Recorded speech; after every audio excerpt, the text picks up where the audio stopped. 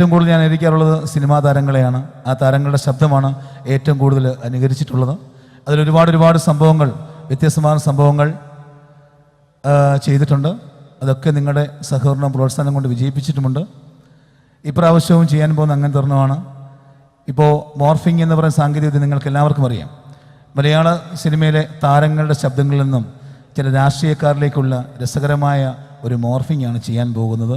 നമ്മുടെ പല താരങ്ങളുടെയും ശബ്ദം ഒന്ന് മാറ്റിമറിച്ചെടുത്താൽ ചില രാഷ്ട്രീയക്കാരിലേക്ക് പോകുന്നതായിട്ട് നമുക്ക് കാണാം. മലയാള സിനിമയിൽ മമ്മൂട്ടിയും മോഹൻലാലും അടക്കമുള്ള സൂപ്പർ താരങ്ങൾ വിലസുമ്പോഴും കാര്യരൂപിൻ്റെ കരുത്തുമായി നമ്മളെ ഒരുപാട് വിസ്മയിപ്പിച്ച് കരുത്തുള്ളൊരു നടനായിരുന്നു നമ്മളെല്ലാം വിട്ടു പിരിഞ്ഞു പോയ ശ്രീ മുരളിച്ചേട്ടൻ. മുരളിച്ചേട്ടൻ ശബ്ദത്തിൽ മുളിഞ്ഞിടപ്പുണ്ട് കേരള രാഷ്ട്രീയത്തിലെ കരുത്തനായ മറ്റൊരു രാഷ്ട്രീയ നേതാവ്. നമുക്ക് മുരളിച്ചേട്ടൻ ശബ്ദം ഒന്ന് കേൾക്കാം.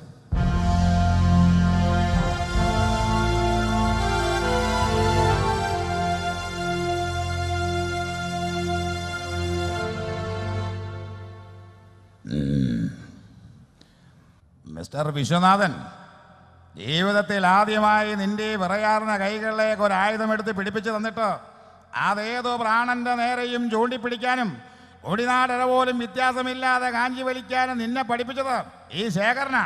നിനക്ക് വേണമെങ്കിൽ ശേഖരനെ കൊല്ലാം, ഇവിടെ വെച്ച് അവസാനിപ്പിക്കാം. പക്ഷേ 1000 തവണ മരണത്തിൽ നിന്നും നീന്തി കരകയറി മനസ്സും ശരീരവും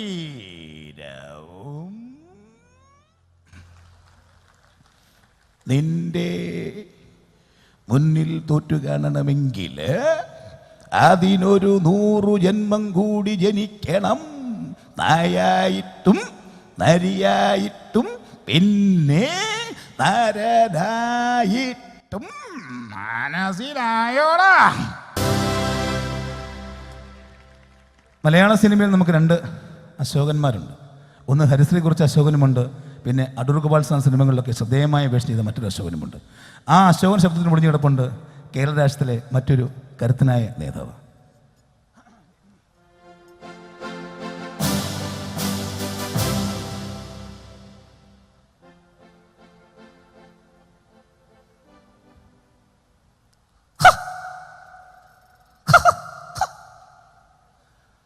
രാധ ഓർക്കുണ്ടാവും, നമ്മൾ തമ്മിലുള്ള വാർച്ച ഉണ്ടാകും.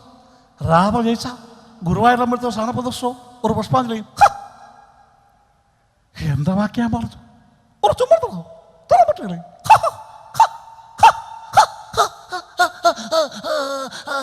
ഗവൺമെന്റ് എന്ന് പറയുന്നത്, അതായത് ഐക്യ ജനാധിപത്യ മുന്നണി ഗവൺമെന്റ്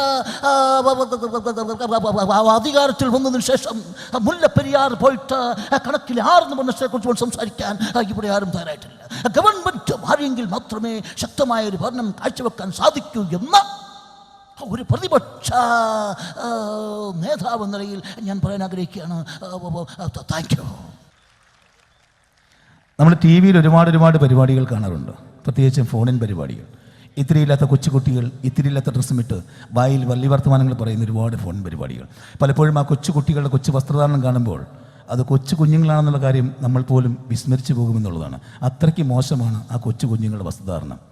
മലയാള സിനിമയിൽ ചില താരങ്ങളും ഇതേപോലുള്ള ഫോൺ പരിപാടിയിൽ പങ്കെടുക്കാറുണ്ട്. നമ്മുടെ നടൻ ജനാർജേട്ടൻ അവതരിപ്പിക്കുന്ന ഒരു ഫോണിൻ പരിപാടിയാണ് നമ്മൾ ഇനി കാണാൻ പോകുന്നത്. നമുക്ക് അദ്ദേഹത്തിൻ്റെ ഈ ഫോൺ പരിപാടി എങ്ങനെയാണെന്ന് നോക്കാം. നമസ്കാരം. ഷക്കീല മസാല യുവർ ചോയ്സിലേക്ക് എല്ലാവർക്കും സ്വാഗതം. ഇന്ന് ഒരുപാട് കോളുകൾ നമുക്കായി വെയിറ്റ് ചെയ്യുന്നുണ്ട്. ആദ്യത്തെ കോള് ആരുടെയാണെന്ന് നോക്കാം. Hello, Shakeela masala your choice, ആരാണ് സംസാരിക്കുന്നത്? ഹലോ, ഞാൻ രാധയാണ്. ഓ രാധ. രാധ എവിടുന്നാണ് സംസാരിക്കുന്നത്? ഞാൻ ആലപ്പുഴയിൽ നിന്നാണ് സാർ. ആകെ പിഴയാണെന്നോ? അയ്യോ, ആകെ പിഴയാണെന്നല്ല, ആലപ്പുഴയിൽ നിന്നാണ് സാർ വിളിക്കുന്നത്. ഓ ആലപ്പുഴയെന്ന് രാധ. രാധയുടെ ശബ്ദം കേൾക്കാൻ നല്ല സ്വീറ്റ് വോയിസ് ആണ് കേട്ടോ. Thank you sir. എന്താ രാധേ? എന്റെ സാറേ. രാധ എവിടെ വർക്ക് ചെയ്യുന്നു? ഞാൻ സെക്രട്ടേറിയറ്റിൽ വർക്ക് ചെയ്യുന്നു സാർ. ഓ, സെക്രട്ടേറിയറ്റില് രാധ കല്യാണം കഴിച്ചതാണോ? ആ കല്യാണം കഴിച്ച് പോയി സാർ. കല്യാണം കഴിച്ചു പോയോ? എന്നാലും സാരമില്ല. രാധയ്ക്ക് എത്ര കുട്ടികളുണ്ട്? എനിക്ക് 2 കുട്ടികളുണ്ട് സാർ. ഓ, 2 കുട്ടികള്. എന്താ എന്റെ സാറേ, രാധയുടെ ഹസ്ബൻഡ്, അതായത് ഭർത്താവ് എവിടെ വർക്ക് ചെയ്യുന്നു? എന്താ? രാധയുടെ ഹസ്ബൻഡ്, അതായത് ഭർത്താവ് എവിടെ വർക്ക് ചെയ്യുന്നു? ഭർത്താവോ? ആ, ഭർത്താവ് എവിടെ വർക്ക് ചെയ്യുന്നു? എടോ, ഞാൻ തന്നെയാണോ ഭർത്താവ്? അപ്പൊ രാധ എന്ന് പറഞ്ഞതോ? അതെ, രാധാകൃഷ്ണൻ, അതാ എന്റെ മുഴുവൻ പേര്. എന്റെ ശബ്ദം ഇങ്ങനെ ഇരിക്കുന്നുള്ളതേ ഉള്ളൂ. ഞാൻ പെണ്ണൊന്നും അല്ലേ കേട്ടോ, ഞാൻ ഒത്ത ആണാ. എടാ രാധാകൃഷ്ണ, തെണ്ടി, നിനക്ക് ഏത് പാട്ടാടാ ഉണ്ടാക്കേണ്ടത്? ഏതെങ്കിലും ഒരു പാട്ട് വെച്ച് സാർ. ഓ, പാട്ട് വെച്ച് തിരികല്ല, നിന്നെയൊക്കെ ഏതെങ്കിലും മുറിയിൽ പൂട്ടിയിടുക വേണ്ടത്. വെച്ചിട്ട് പോടാ തൊട്ടി. ഇതേപോലുള്ള ഫോൺ പരിപാടികൾ നമ്മൾ കാണാറുണ്ട്. ഇത്തരത്തിലുള്ള ഫോൺ പരിപാടികൾ കാണുമ്പോഴാണ് നമ്മൾ പലപ്പോഴും മനസ്സിലാക്കേണ്ടത് ഫാഷൻ ഷോയുടെ ഒരു അവസ്ഥ. ഫാഷൻ ഷോ നിങ്ങളൊക്കെ കാണുന്നതാണ്. ഭർത്താക്കന്മാർ, പ്രത്യേകിച്ച് ഭാര്യമാർ കാണാതെ ഒളിച്ചിരുന്ന് കാണുന്നൊരു സംഭവമാണ് ഫാഷൻ ഷോ. പെൺകുട്ടികൾക്ക് ഭയങ്കര ആഗ്രഹമുണ്ട്, സ്ത്രീകൾക്ക്. പക്ഷേ ഭർത്താക്കന്മാർ വഴിതെറ്റി പോകുമെന്ന് പേടിച്ചിട്ട് അവരുടെ മുമ്പിൽ അവർ കാണുന്നില്ലെന്ന് മാത്രമേ ഉള്ളൂ. എന്നാലും ഒളിഞ്ഞിരുന്നാൽ കാണും. പക്ഷേ കുട്ടികളെ മാത്രം നമുക്കിത് ഒഴിവാക്കാൻ പറ്റില്ല. കാര്യം കുഞ്ഞുങ്ങൾ അവർ എന്തൊക്കെ പറഞ്ഞാലും അവരെ നമുക്ക് ഒളിച്ചു വെക്കാൻ പറ്റില്ല. കാര്യം കഴിഞ്ഞ ദിവസം നമ്മുടെ ഒരു കൂട്ടുകാരൻ ഇങ്ങനെ ഫാഷൻ ഷോ കണ്ടുകൊണ്ടിരിക്കുകയാണ്. അപ്പോൾ കുഞ്ഞ് വന്ന് അടുത്തിരുന്നു. മൂപ്പർക്ക് ഇത് കാണുകയും വേണം, കുഞ്ഞിനെ ഒഴിവാക്കുകയും ചെയ്യണം. ഉടനെ മൂപ്പർ പറഞ്ഞു, ഡാ എന്നിട്ട് പോടാ. ഉടനെ കുഞ്ഞിന്, അച്ഛാ ഇതെന്നാ അച്ഛാ ഇവരൊക്കെ ഇത്തിരി ഇല്ലാത്ത ഡ്രസ് ഇട്ടോണ്ട് വരുന്നേ? മോനെ, സാമ്പത്തിക മാന്ദ്യം. സാമ്പത്തിക മാന്ദ്യോ? എടാ, അതെ, ഇവരൊക്കെ അമേരിക്കക്കാരല്ലേ, ഭയങ്കര പൈസക്കാരായിരുന്നു. അപ്പോൾ പൈസ ഉണ്ടായിരുന്നപ്പോൾ ഒരുപാട് ഡ്രസ്സ് ഇട്ടുകൊണ്ട് നടന്നതാണ്. ഇപ്പോൾ പൈസ കുറഞ്ഞപ്പോൾ അവർക്ക് ഡ്രസ്സ് ഇടാൻ പൈസ ഇല്ല, പാവങ്ങളായിപ്പോയി. അതാ മുമ്പൊക്കെ. കുറച്ചു നേരം കൂടി ഇരിക്കാം, ഇതിലും പാവപ്പെട്ടവർ ഇനിയും വന്നാലോ? ഇതാണ് കുഞ്ഞുങ്ങളുടെ അവസ്ഥ. അപ്പോഴാണ് നമ്മളൊരു കാര്യം മനസ്സിലാക്കേണ്ടത്. ഇന്ന് ഫാഷൻ ഷോ എന്ന് പറഞ്ഞാൽ പെണ്ണുങ്ങൾക്ക് മാത്രമല്ല, ആണുങ്ങൾക്കും ഉണ്ട് ഫാഷൻ ഷോ. ആണുങ്ങളുടെ വരവും ഇപ്പം പോക്കൊക്കെ കണ്ടുമ്പോൾ നമുക്ക് മനസ്സിലാവും ഒരു രക്ഷയില്ല. അതെന്തോ നമ്മൾ ദേഷ്യമുള്ള പോലെയാണ്. 6 പാക്ക് എന്ന് പറഞ്ഞ സംഭവം ഇപ്പോൾ അടിച്ചങ്ങോട്ട് കയറ്റിയിട്ട് മസിലൊക്കെ പെരുപ്പിച്ച് നമ്മൾ വന്ന് നോക്കിയും നിൽക്കുകയൊക്കെ ചെയ്യും. ആണുങ്ങളുടെ ഫാഷൻ ഷോയിൽ അവരുടെ സ്റ്റൈലുണ്ട്. എന്നിട്ട് നമുക്ക് നോക്കാം അവരെന്താണ് ഉദ്ദേശിക്കുന്നത്.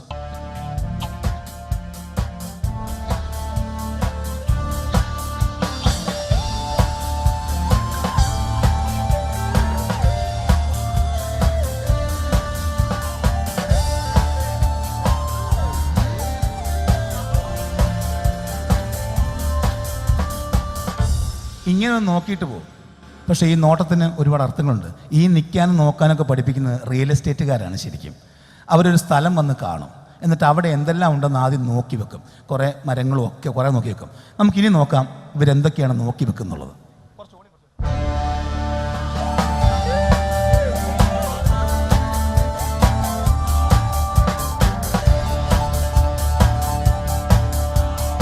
രണ്ട് തെങ്ങ്, 2 പ്ലാവ്, 2 ആഞ്ഞിലി, 2 കോഴി, 3 പട്ടി. കൊള്ളാം, ഈ സ്ഥലം കൊണ്ടില്ല. ഇതായിരിക്കും അവർ ഉദ്ദേശിക്കുന്നത്. ഇനി പെണ്ണുങ്ങളാണെങ്കിലോ അവരുടെയാണ് കാണേണ്ടത്. അവരുടെ ക്യാറ്റ് വാക്ക് എന്ന് പറയും ആ സ്റ്റൈലിന്. നമുക്കിനി പെണ്ണുങ്ങളുടെ ഫാഷൻ ഷോ ഒന്ന് കാണാം.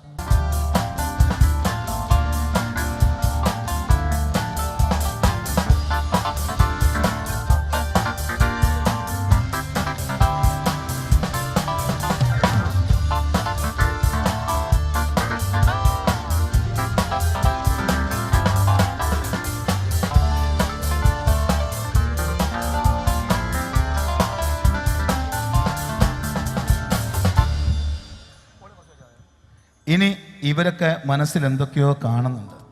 അതെന്താണെന്ന് നമുക്ക് കാണുന്നവർക്ക് ഇതുവരെ മനസ്സിലായിട്ടില്ല. പക്ഷേ ഇതാണ് അവർ മനസ്സുദ്ദേശിക്കുന്നത്. നമുക്ക് ഈ ഫാസ്റ്റ് ഷോ ഒന്നുകൂടെ റീവൈൻഡ് ചെയ്ത് കാണാം.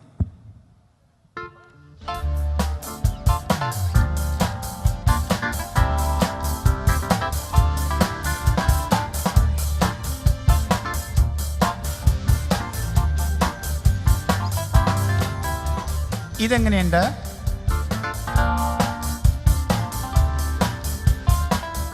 ഇതോ? ഇതാണോ ഇഷ്ടപ്പെട്ടെ? ഇല്ലെങ്കിൽ ഇതെങ്കിലും കാണോ പ്ലീസ്? ഇനിയെങ്കിലും കാണാൻ മനസ്സിലായിക്കോളൂ, എന്തെങ്കിലുമൊക്കെ അവർ കാണുന്നുണ്ട്. സിനിമ നമുക്ക് കാണാൻ ഇഷ്ടമാണ്. അത് മലയാള സിനിമയിലും തമിഴ് സിനിമയിലും ഹിന്ദി സിനിമയിലും തെലുങ്ക് സിനിമയിലും കന്നഡ സിനിമയിലൊക്കെ സിനിമയുടെ അത്ര ഇഷ്ടമുണ്ട്. പക്ഷേ പലപ്പോഴും ഈ ഇംഗ്ലീഷ് സിനിമകൾ പല ഭാഷകളിലേക്ക് മൊഴിമാറ്റം ചെയ്യുമ്പോഴാണ് അതിനൊരു ബുദ്ധിമുട്ട് മനസ്സിലാവുകയുള്ളൂ. പ്രത്യേകിച്ചും ഇംഗ്ലീഷ് സിനിമകൾ നമ്മുടെ തമിഴിലേക്കൊക്കെ മൊഴിമാറ്റം ചെയ്യാറുണ്ട്. മിക്കപ്പോഴും നമ്മുടെ തമിഴ് ചാനലാണ് അത് കാണാറുള്ളത്. സ്റ്റീഫൻ സ്പിൽബർഗിൻ്റെ ജുറാസിക് പാർക്ക് എന്ന് പറയുന്ന സിനിമ നമുക്ക് തമിഴിലേക്ക് ഒന്ന് മൊഴിമാറ്റം ചെയ്ത് കാണാം. சின்ன திரைகளில் வர்ண கோலங்கள் படைக்கும் உங்கள் ராஸ் டிவியில் இன்று இரவு 8:30 ஹாலிவுட் சூப்பர் ஹிட் திரைப்படம் ஜுராசிக் பூங்காவனம் காண தவறாதீங்கள்.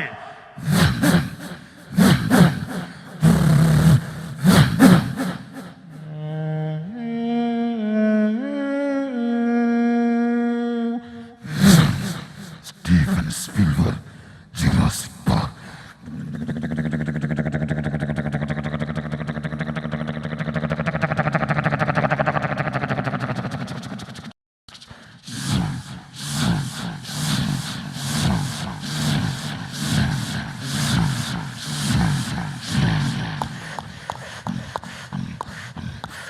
முனியாண்டி, இந்த இரவுக்கு நீ எங்க போனடா? இல்லடா, நானும் என் அப்பாவும் ஃப்ரெண்ட்ஸ் எல்லாம் சேர்ந்து காடு சுத்தி பார்க்க போறடா. நீ வரலையா? இல்லடா, நான் நிறைய பிஸிடா, ஒரே வேலை இருக்கப்பா. ஓகேடா, அப்ப சாயங்காலம் காணாம பாய். ஓகேடா.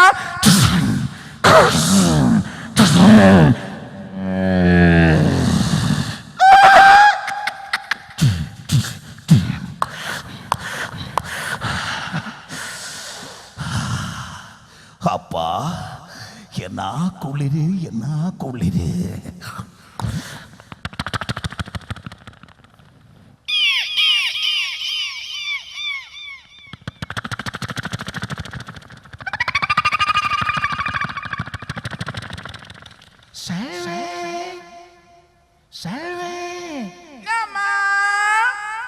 அடியாதா தெரியலம்மா, ஏதோ பள்ளி மாறி இருக்கா.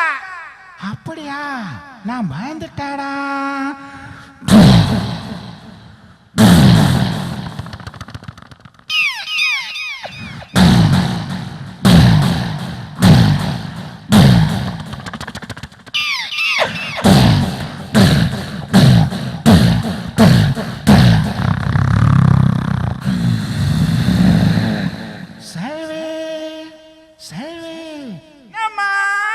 நாடி வாதில முட்டதா தெரியலம்மா. வாதில தரப்பா. சரிம்மா.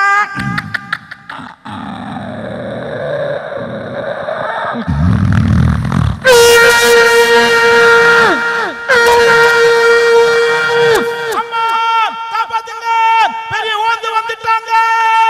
அம்மா காப்பாத்துங்க, பெரிய ஓந்து வந்துட்டாங்க.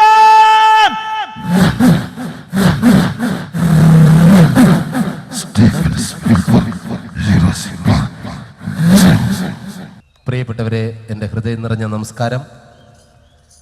എന്തൊക്കെയുണ്ട് വിശേഷങ്ങൾ? സുഖം തന്നെയല്ലേ? ഇങ്ങനെയൊക്കെ പറയുമ്പോൾ നിങ്ങൾ പറയും തള്ള അവൻ്റെ മുടമാക്കുന്നു. അതുകൊണ്ട് അങ്ങനെയൊന്നും പറയില്ല. അണ്ണാ സുഖങ്ങളൊക്കെ തന്നെയല്ലേ? ചായകളൊക്കെ കുടിച്ചിട്ട് തന്നെ വന്നിരിക്കണം. നമ്മളെ ഒരു അങ്കിൾ ഇവിടെ ഇരുന്ന് പറയണം ഇങ്ങനെയൊക്കെ കാണിച്ച്. എനിക്ക് സന്തോഷം. എന്തായാലും ഈ ഒരു വലിയ ഉത്സവത്തിൽ പങ്കെടുക്കാൻ കഴിഞ്ഞാൽ എനിക്ക് അതിയായ സന്തോഷമുണ്ട്. നിങ്ങൾ കണ്ടതും കേട്ടതുമായ ചില നമ്പറിലേക്ക് കിടക്കുകയാണ്. കാരണം ഇത് കൂടുതൽ സംസാരിച്ച് ദീർഘിപ്പിക്കാത്തത് ഇനിയും ഒരുപാട് പേര് ഇവിടെ വെയിറ്റിങ്ങിലാണ്. അപ്പോൾ എനിക്കിനി തിരുവനന്തപുരത്ത് പോകാനുള്ളത് കൊണ്ട് ഞാനിങ്ങനെ പറഞ്ഞ അണ്ണാ ഞാനും കൂടെ വരട്ടാണ്, അടുത്ത് എന്നെ ഒന്ന് വിളിയണ്ണ എന്ന് കാല് പിടിച്ചപ്പോൾ ഓക്കെ എന്നാ നീ കരടേ ഇങ്ങനെയൊക്കെ പറഞ്ഞു. അപ്പോൾ എന്തായാലും മുടയിലൊന്നുമല്ല, വളരെ നന്നായിട്ട് തന്നെ ബിഹേവ് ചെയ്തു. എന്തായാലും ഇവിടെ എത്തി, സന്തോഷമുണ്ട്. ഇനി നിങ്ങൾ കണ്ടത ചില നമ്പറുകൾ ഞാൻ അവതരിപ്പിക്കുകയാണ്. അതായത് സിനിമാ താരങ്ങളുടെ ശബ്ദമാണ്. ഈ സിനിമാ താരങ്ങളെ എങ്ങനെ പഠിക്കാം, അതിപ്പോൾ യൂട്യൂബിലും അതുപോലെ തന്നെ പല പ്രോഗ്രാമിലും ടി വിയിലൂടെയൊക്കെ നിങ്ങൾ കണ്ടതാണ്. എന്നാൽ ഇവിടെ വന്ന സ്ഥിതിക്ക് നിങ്ങൾക്ക് വേണ്ടി അത് ഞാൻ ഒന്നുകൂടി ആവർത്തിക്കുകയാണ്. എൻ്റെ കൂടെയുള്ള പിന്നെ അവതരിപ്പിക്കാനായിട്ടുള്ള സുഹൃത്തുക്കൾ ആരും വന്നിട്ടില്ല, ഞാൻ മാത്രമേ എത്തിയിട്ടുള്ളൂ. അത് കാരണം ഞാൻ ഒറ്റയ്ക്ക് പെർഫോം ചെയ്യുകയാണ്. നമ്മുടെ മലയാള ചലച്ചിത്രവേദിയിലെ ചില താരങ്ങളെ, അതായത് ഞാൻ നേരത്തെ പറഞ്ഞു ഇതിനു മുമ്പ് ഞാൻ അനുകരിച്ചിട്ടുള്ളതാണ്. ഇപ്പോൾ നരേന്ദ്രപ്രസാദ് സാറിനെ ഏത് താരങ്ങൾ വേണോ നമുക്ക് ഈസി ആയിട്ട് ഇമിറ്റേറ്റ് ചെയ്ത് പഠിക്കാം. നിങ്ങൾക്കും നാളെ മിമിക്രി ആർട്ടിസ്റ്റുകളാകാം, നേരെ സിനിമയിലേക്ക് വരാം. പിന്നെ വില്ലനായും നായകനായും പിന്നെ എന്ന് വേണ്ട ക്യാരക്ടർ റോളുകളിൽ എല്ലാവർക്കും വരാം. ദയവ് ചെയ്ത് കൊമേഡിയനായിട്ട് ഈ അടുത്ത കാലത്ത് ഇനി മലയാള സിനിമയിലോട്ട് ആരും വരരുത്.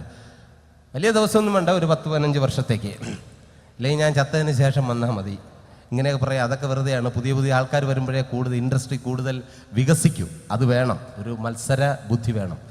അപ്പോൾ നമ്മുടെ നരേന്ദ്രപ്രസാദ് സാറിനെ ഇമിറ്റേറ്റ് ചെയ്യാൻ വളരെ ഈസിയാണ്. നരേന്ദ്രപ്രസാദ് സാറിൻ്റെ കൈകളുടെ ആക്ഷൻ കിട്ടാൻ വേണ്ടിയിട്ട് വേറെ ഒന്നും വേണ്ട, 2 നാരങ്ങ എടുത്ത് കയ്യിൽ പിടിക്കുക, ഒന്ന് എറിഞ്ഞു പിടിക്കാനായിട്ട് ശ്രമിക്കുക. ദാ കണ്ട, ഇങ്ങനെ എറിഞ്ഞു പിടിക്കുമ്പോൾ കറക്റ്റ് കൈകളുടെ ആക്ഷൻ കിട്ടും.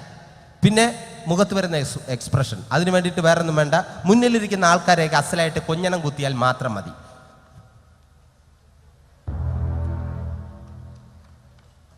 എന്നിട്ട് ഈ ജന്നിയുടെ തുടക്കം വെട്ടുവലി അതും കൂടെ ഉണ്ടെങ്കിൽ ഓക്കെ ആയി, നരേന്ദ്രപ്രസാദായി മാറും. ദാ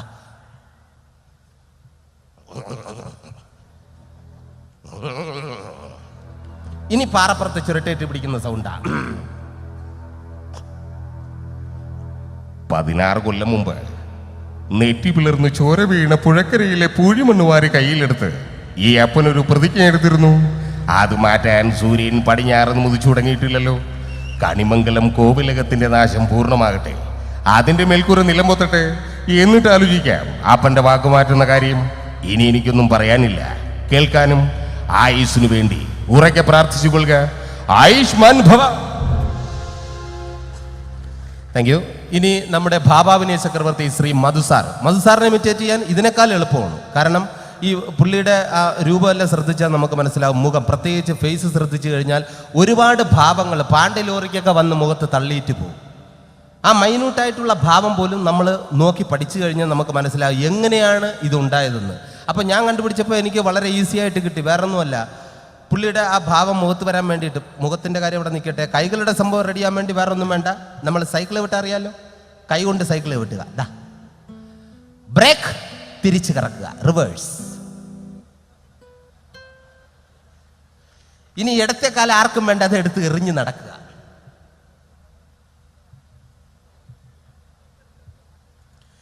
ഇങ്ങനെ വന്നിട്ട് മുഖത്ത് ഭാവാവിനെയും പൊട്ടി വിരിയാൻ വേറെ ഒന്നും വേണ്ട, കോഴിത്തുവലോ കാക്കത്തുവലോ ഇല്ലെങ്കിൽ വല്ല ഇറുകിലോ എടുത്ത് മൂക്കിലേക്ക് ഇടുക. അപ്പൊ തുമ്മാനുള്ള ടെൻഡൻസി വരും. തുമ്മരുത്, തുമ്മിയാൽ വേറെ താരമാവും. തുമ്മാതെ ആ തുമ്മൽ പിടിച്ചു വയ്ക്കുമ്പോൾ മധുസാറിന്റെ ഭാവാഭിനയം കറക്റ്റ് മുഖത്ത് വരും. ഇതാ നോക്കിയോ,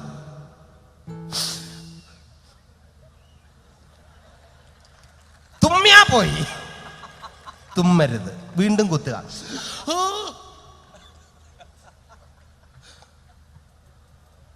രാഘവ, എനിക്ക് നിന്നോട് ചില കാര്യങ്ങൾ ചോദിക്കാനുണ്ട്. ആ കല്യാണിയമ്മയുടെ മകൾ രാജലക്ഷ്മിയുമായി നിനക്ക് എന്താടാ ബന്ധം? ഇടയ്ക്കിടയ്ക്ക് കുത്തണം. നിനക്ക് എന്താടാ ബന്ധം? ചോദിച്ചത് കേട്ടില്ലേ? പ്രേമമൊന്നും മണ്ണാങ്കട്ടെന്നും പറഞ്ഞ് അവളുടെ പുറകെ നടന്നിട്ട് ഒടുവിലെല്ലാം കഴിഞ്ഞപ്പോൾ നിനക്ക് അവളെ വേണ്ടാതായി. ഇല്ലടാ പട്ടി, പൊക്കോന്റെ മുമ്പിൽ നിന്ന് പോകാൻ എന്ന് പറഞ്ഞതിന് ശേഷം കുറച്ച് ഭാഭാവനും ഭാര്യ ബദറും. അത് നമുക്കുള്ളതല്ല, നാട്ടുകാർക്കുള്ളതാണ്. അത് ഞാൻ മധുസാറിനോട് ചോദിച്ചു, സാർ എന്തെങ്കിലും ഡയലോഗ് പറഞ്ഞതിന് ശേഷം പിന്നെ എന്താണ് സാർ കുറച്ചും കൂടെ ഇട്ടിട്ട് പോകുന്നത്? അതിടാൻ വേണ്ടി വേറൊന്നുമില്ല, നീ എന്നെ കളിയാക്കുന്ന മാതിരി എന്നെ ചെയ്താൽ മതി. അതെ, പോകാൻ എന്ന് പറഞ്ഞതിന് ശേഷം കുറച്ച് മൂക്കിലേക്ക് ഇടുക. പോകാൻ. തുമ്മിയാ പോയി, തുമ്മരുത്. ഇനി ഇതുപോലെ തന്നെ വേറെ നമ്മുടെ ആരാധ്യനായ മുഖ്യമന്ത്രി പട്ടച്ചാര എടുക്കുക, അല്പം സ്മെല്ല് ചെയ്യുക. അപ്പോൾ പുള്ളിയുടെ ഫിഗർ ഏകദേശം റെഡിയാവും.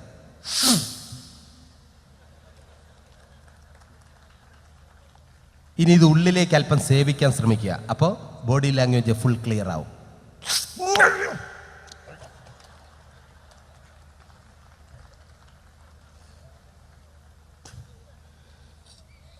കേരളത്തിൻ്റെ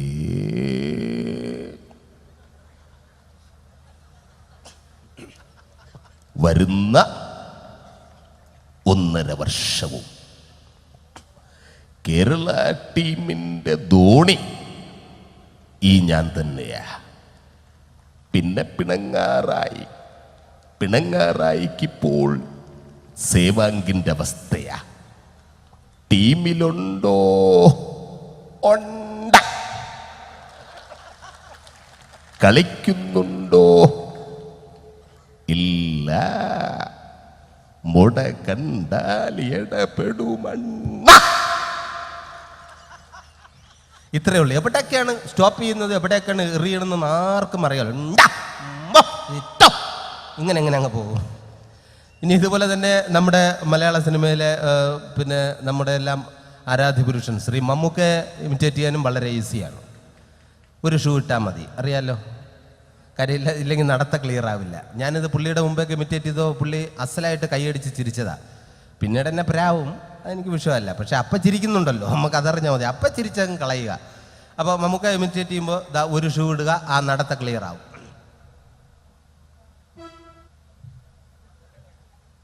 ഫസ്റ്റ് ഡയലോഗിന് ഇടത്തെ കുത്ത്, അതായത് ഇവിടെ 2 ഇഷ്ടിക വച്ചേക്കും, നടുക്ക് ചാന്ത് വിട്ടേക്കും. കറണ്ട് കാണൂല, കൈ കൊണ്ട് കുത്തി നിറയ്ക്കണം. രണ്ടാമത്തെ ഡയലോഗിന് വലത്തെ സൈഡിൽ ചാന്ത് നിറയ്ക്കണം. സെന്റ് ഡയലോഗ് പറയുമ്പോൾ മാത്രം പ്രത്യേകം ശ്രദ്ധിക്കുക, 2 കൈയും കൊണ്ട് നിറയ്ക്കണം. കാരണം മൈക്കാടല്ല, അടങ്കലാണ്. പെട്ടെന്ന് തീർത്തിട്ട് പോകണം. പിന്നെ മമ്മൂക്കാടെ ഫിഗർ പിടിക്കാൻ വളരെ ഈസിയാണ്. മുന്നിലിരിക്കുന്ന ആൾക്കാരെയൊക്കെ നമ്മൾ പുച്ഛിക്കുക. ഇനി അദ്ദേഹത്തിന്റെ ഡയലോഗ്. ചന്തുവിനെ തോൽപ്പിക്കാനാവില്ല മക്കളെ. ഇരുമ്പാണ് തട്ടി മുളയാണി വെച്ച് പൊൻകാരം കൊണ്ട് ചുരുക വിളക്കാൻ കൊല്ലന് 16 പെൺമൺ കൊടുത്തവൻ ചന്തു. മാറ്റം തിരികെ ചോദിച്ചപ്പോ മറന്നുപോയെന്ന് കളവ് പറഞ്ഞു ചന്തു. ഞരമ്പെല്ലാം വലിഞ്ഞു മുറുകി പൊട്ടണം, ആ രീതിയിലായിരിക്കണം. കട്ടം ബീഡിയും വലിച്ചുകൊണ്ട് ഇത്തരത്തിലുള്ള ഡയലോഗാണ്. ഇംഗ്ലീഷൊക്കെ പറഞ്ഞു കഴിഞ്ഞാൽ നമുക്ക് ആർക്കും പിടുത്തം കിടില്ല. ഞാൻ ഒരിക്കൽ മമ്മൂക്കയോട് ചോദിച്ചാണ്, നമുക്ക് ഇംഗ്ലീഷ് പറയണത് ഈ സ്റ്റീൽ പാത്രം എന്ന് തറയും വീണ മാതിരിയാണ്. വീണ് കഴിഞ്ഞാൽ പിന്നെ അത് എങ്ങനെയൊക്കെ മറ്റേ ഷിയാൻ ഷൂ എന്ന് പറയുന്ന പോക്കാണ്. ഇപ്പോൾ മമ്മൂക്കയുടെ ഇംഗ്ലീഷ് വേണോ? സ്റ്റീൽ പാത്രം എടുത്ത് തറയിലിട്ട് ഇടുക.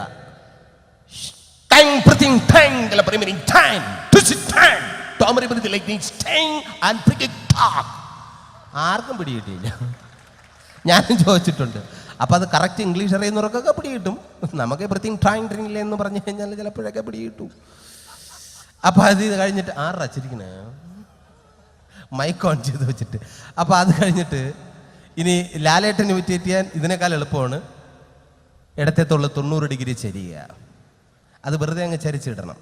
പിന്നെ ആക്ഷൻ കിട്ടാൻ വേണ്ടി വേറെ ഒന്നും വേണ്ട. ഒരു ബോളോ തറയിലേക്ക് വയ്ക്കുക. ഇപ്പോൾ ഫുട്ബോൾ അല്ലെങ്കിൽ പാണ്ടികളി, എന്തെങ്കിലും കളി അറിഞ്ഞേ പറ്റൂ. ഇപ്പോൾ ഫുട്ബോൾ ഉണ്ടെങ്കിൽ ആ ബോൾ തറയിൽ വയ്ക്കുക, കാലുകൊണ്ട് തട്ടി തെറിപ്പിക്കുമ്പോഴത്തേനും പുള്ളിയുടെ ഡാൻസ് ആയിട്ട് മാറും.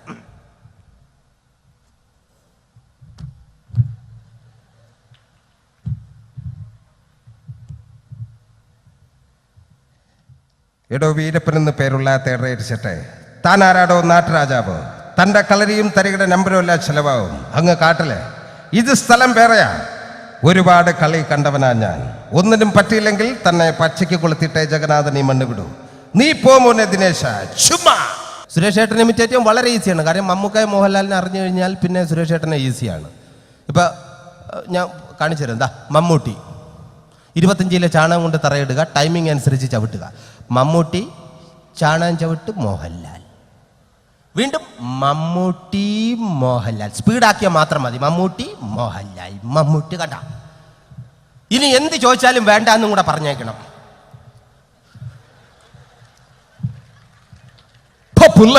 ഓർമ്മയുണ്ട് ഈ മുഖം? ഷീറ്റ് വേണം. പാകൊണ്ടുള്ള ഒരു പരിപാടിക്കും പുള്ളി തയ്യാറല്ല. ആ രീതിയിലായിരിക്കണം പെർഫോമൻസ്. ഇനി നമ്മുടെ നിങ്ങൾ ആവശ്യപ്പെടുന്ന താരങ്ങളെ നിന്ന് ഇമിറ്റേറ്റ് ചെയ്യാനുള്ള സമയമില്ല. എന്നാൽ ഞാൻ ഇമിറ്റേറ്റ് ചെയ്തതിനെ, കാരണം ഒരുപാട് പേര് വെയിറ്റിങ്ങിലാണ്. ഇനി നമ്മുടെ മലയാള സിനിമയിലെ ലാലേട്ടനും നമ്മുടെ പ്രിയപ്പെട്ട ഒരു ചിത്രം ഉണ്ടായിരുന്നു, ദേവാസുരം. ദേവാസുരം എന്ന ചിത്രത്തിൽ നെപ്പോളിയൻ, ചിത്ര, മോഹൻലാൽ, ഇവർ 3 പേരുമായിട്ടുള്ള ഒരു ചെറിയ സീൻ ഞാനിവിടെ അവതരിപ്പിക്കുകയാണ്. നെപ്പോളിയൻ, ചിത്ര, മോഹൻലാൽ. ഒരുപാട് കാലമായടി നീ ഒരു മോഹമായിട്ട് എൻ്റെ മനസ്സിൽ കയറിയിട്ട്. ആദ്യം നീലകണ്ഠൻ, പിന്നെ എൻ്റെ അമ്മാവൻ. ഇനി 7 ആർക്കെങ്കിലും നീ പാവിരിക്കുന്നെങ്കിൽ അതെനിക്ക് തന്നെ ആയിരിക്കണം. അതിനുള്ള യോഗ്യന് ഞാൻ തന്നെ അടി. യോഗ്യത 10 ആളിന്റെ ബലവും ഇരുട്ടിന്റെ മറകവും ഇല്ലാതെ നീലകണ്ഠൻ ഒരു ചുക്കും ചെയ്യാൻ തനിക്കാവില്ല. നിർത്തടി. ചത്താലും തീരില്ല അവന്റെ മഹത്വം, അവന്റെ മരണം. എനിക്ക് വ്രതമാടി, വ്രതം. നേരെ പോവുകയാണ് മംഗലശ്ശേരിയിലേക്ക്. അവിടെ ചെന്നപ്പോൾ ലാലേട്ടൻ്റെ കൈയൊക്കെ അടിച്ചോടിച്ചിട്ടേക്കുകയാണ്. അവിടെയും പുള്ളിയുടെ പെർഫോമൻസ് ആണ്. ആരുടെ? വില്ലൻ്റെ. നീലകണ്ഠ, നീ ചത്തിട്ടില്ല എന്നറിഞ്ഞപ്പോഴാ എനിക്ക് കൂടുതൽ സന്തോഷം. ശേഖര, ഞാനെല്ലാം മറക്കാൻ ശ്രമിക്കുകയാണ്. ഇല്ലടാ, നീ അലങ്കോലമാക്കിയ അതേ ഉത്സവം ഇത്രയും പുരുഷാരവ നോക്കി നിൽക്കേ ഞാൻ നിന്നെ തല്ലാൻ പോവാ. പട്ടിയെ തല്ലുന്ന മാതിരി തിരിച്ച് കയ്യങ്ങാൻ ഓർത്തിയാൽ പടക്കം കത്തുന്ന മാതിരി കത്തും. അത് കഴിഞ്ഞു. ഇനി നമ്മുടെ കൊച്ചു പ്രേമേട്ടൻ, ട്രിവാൻഡ്രത്തിൻ്റെ മറ്റൊരു അഭിമാനമാണ് കൊച്ചു പ്രേമൻ. കൊച്ചു പ്രേമേട്ടനെ ഇമിറ്റേറ്റ് ചെയ്യാൻ വളരെ ഈസിയാണ്. നമ്മൾ താല്പര്യമില്ലാത്ത രീതിയിൽ ഇപ്പോൾ ലൊക്കേഷനിലൊക്കെ കഴിയുമ്പോൾ ഞാൻ ചോദിക്കും, ചേട്ടാ നമുക്ക് ഇന്ന് ബിരിയാണി ഉണ്ട്, പോയി കഴിക്കാം. നല്ല ചോറും സാമ്പാറൊക്കെ ഉണ്ടെന്ന്, തൈരും പുളിച്ചേരി എല്ലാം ഉണ്ട്. നിങ്ങൾ അമ്മമ്മ മരിച്ചെന്ന് കേട്ടു. എല്ലാം ഒരേ എക്സ്പ്രഷനാണ്, സൗണ്ടിൽ ഒരു വ്യത്യാസവുമില്ല. അപ്പോൾ ആ രീതിയിൽ താല്പര്യമില്ലാത്ത രീതിയിൽ ഡയലോഗ് പറഞ്ഞാൽ മതി, കൊച്ചു പ്രേമനായിട്ട് മാറും. പക്ഷേ ആ പട്ടിയെ വിട്ടുള്ള ഏർപ്പാട് അതത്ര ശരിയായില്ല കേട്ടോ.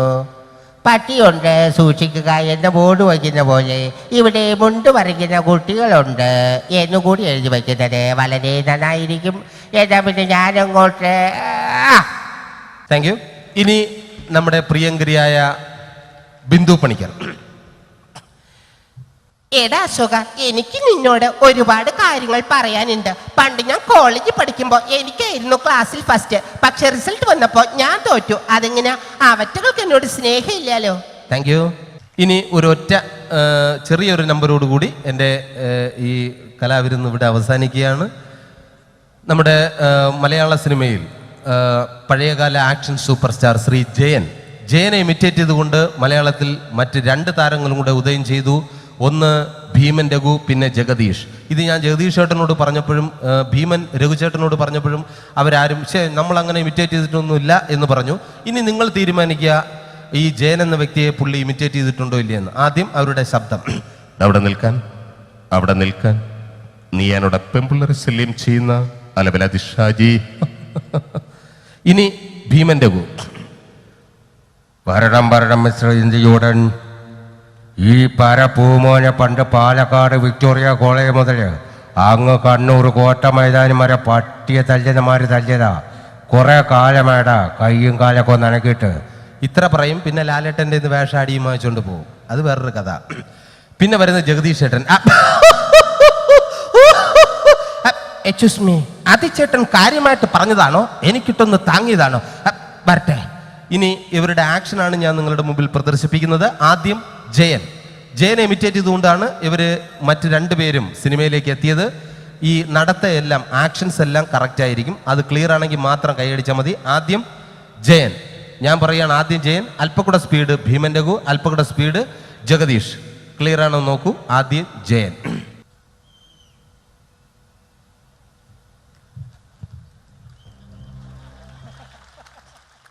Thank you.